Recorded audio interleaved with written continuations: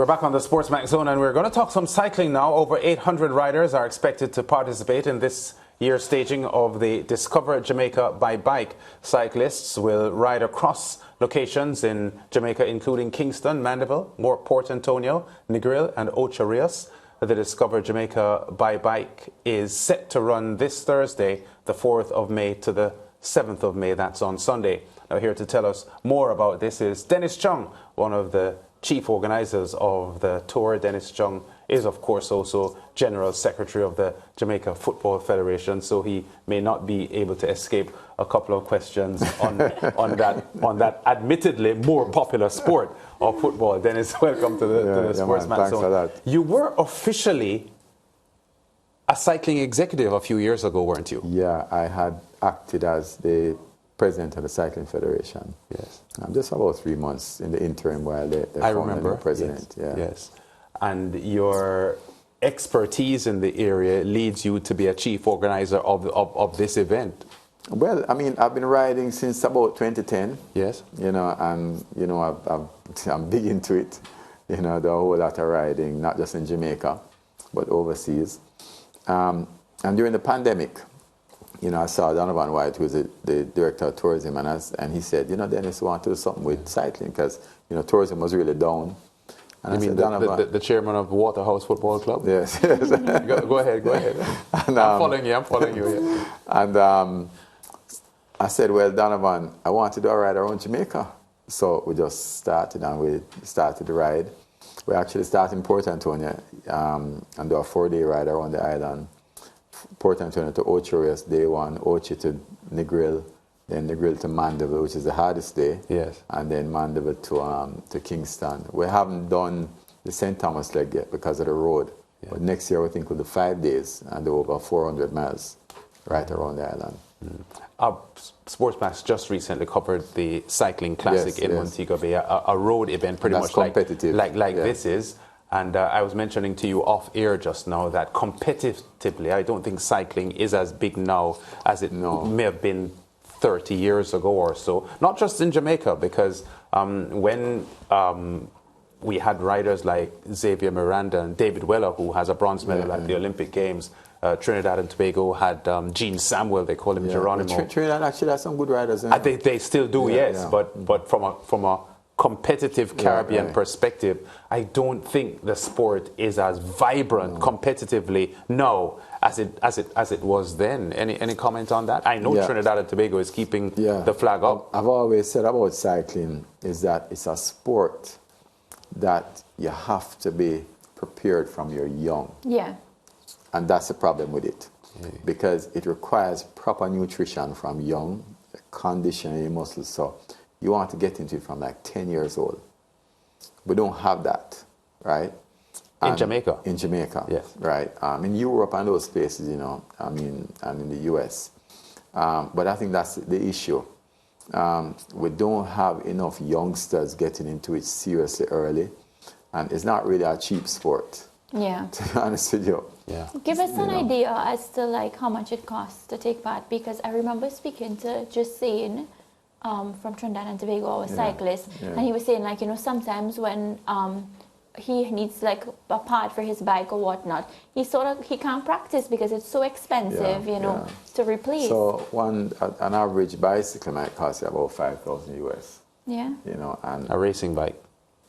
Well, just an ordinary road bike. Oh. Just a regular. Right. And if you're going on the track, then, it's another $5,000 US.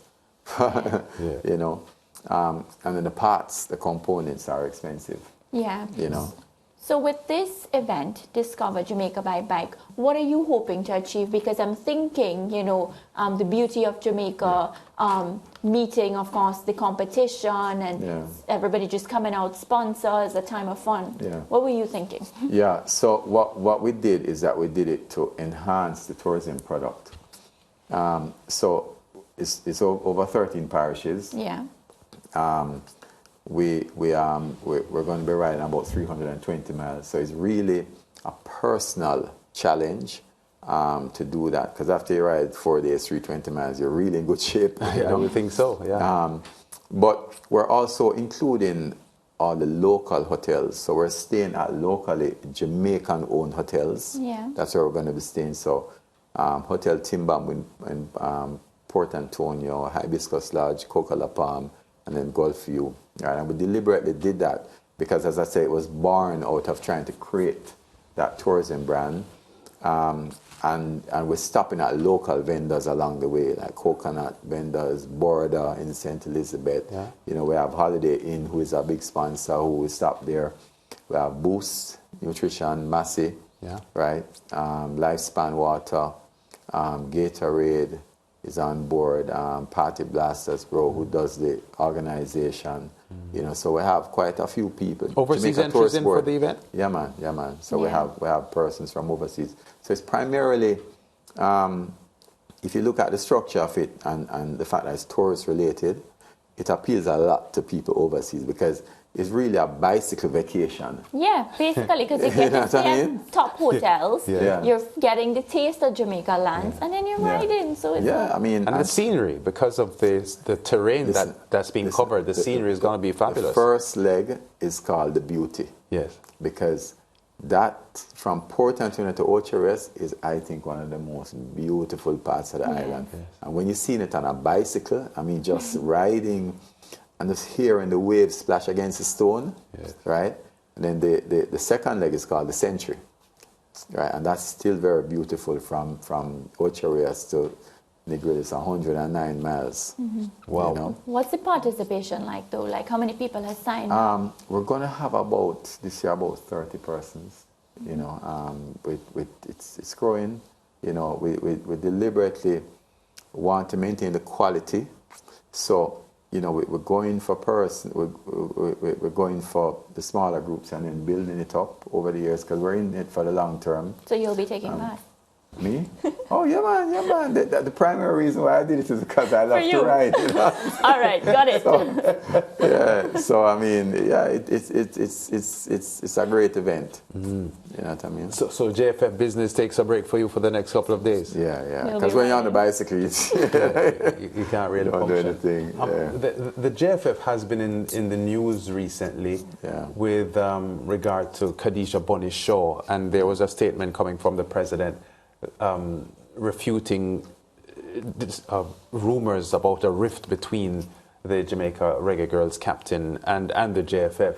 This coming just months before the Women's World Cup in New Zealand and Australia. Is there anything that you can say to put some further clarification on that? Well, I'm not aware of any rift. In fact, when we were in the UK, Yes. we had a meeting with all the players, you know, and the meeting seemed fine, you know, very cordial, as the president reported. And, you know, we're happy that we were there because we weren't going to go, you know, but we're happy we went and we met with the players, we met with the staff, and, you know, I think we came out Yeah. good, you know, so I don't know where that came from. Yeah, there was a report from the FIFA president, Gianni Infantino, today, threatening to withdraw broadcast rights from a lot of television companies globally because they weren't willing to pay the right price for women's football. And I think reference was made to big TV stations in the UK and other places. And he was pretty much standing firm on behalf of women's football to say this is what it's worth. Yeah. And if you aren't going to pay this, then we will bar you from showing the football. Did you hear that story? And is there an issue with the attractiveness of women's football, specifically talking about the Women's World Cup? Because we don't hear anyone trying to negotiate prices to carry Men's World Cup football, because whatever the FIFA says, they will pay it because the feeling is that it's attractive enough. Yeah, unfortunately, I mean, you're right. Women's football does not, apart from like outside of the UK and US, does not attract a big following, which is unfortunate because if you think about it, our girls, for example, the only Caribbean team to make it to 2 World Cups. Yes. Yeah. And they made back-to-back. You know what I mean? Yes. And I mean, the quality of the football, I mean, you can't question it. You know, you talk about a Bunny Shaw, a Jody Brown, who is a rising star, and you see the quality of football that they played. I mean, is amazing, you know. So I don't know what it is, but it's not just football alone, you know. Women's sports in general don't attract. But what can we do to fix that from your capacity? Because I feel like it's been happening for so long, and I'm sitting in this discussion, and all I can think about is, oh, this is so frustrating. Yeah, but you know, the truth is that it's going to happen eventually. So it's going to take time. It's a cultural shift, and culture takes a while to change. 50 years ago, women weren't receiving the same pay like men. No women are outshining men. Yeah, No place. So, you know, and I think for the football, I mean, you see it in the US, they draw big crowds. I think it just is that we haven't accepted it culturally. You know, even us, we carry the women to the stadium, and they're doing much better, but we still struggle to get the crowd. But the last matches we played with Paraguay, I mean, it wasn't bad. Yeah. You know. All right, just reverting to our primary discussion here, which is cycling, and the Discover Jamaica by Bike starts Thursday, a four-day event. Your parting shot for that event as you try to put this event on the local map, on the calendar for sport. Yeah, it's really just a lot of fun, you know, and to see the product. I mean, it's really, as I said, 4 days of real vacation. You're just doing it on a bicycle. You know, you're enjoying the food, you know, local food, the local experience, you know, and, you know, what better way? I mean, for cyclists, what better way to have a vacation than on a bicycle? Well, I can tell you, Dennis, that I'm so impressed and so full of admiration for you long-distance riders, because I see people riding from Kingston to Ocho Rios and so on. That seems impossible to me. I ride maybe about 2 miles and that's it. And the terrain as well. It's not just the distance, but the terrain. And I would accept that people who ride those long distances have to be exceptionally fit.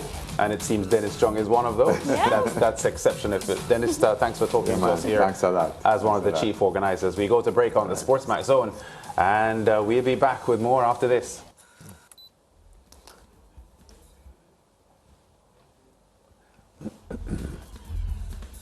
That's it? Yeah, man. Good. Thanks a lot, brother. I respect that. Yeah, man.